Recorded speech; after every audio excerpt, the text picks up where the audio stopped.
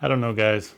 Is it gonna look really cool or be the worst piece I've seen on YouTube this month? Either way, I'm turning it.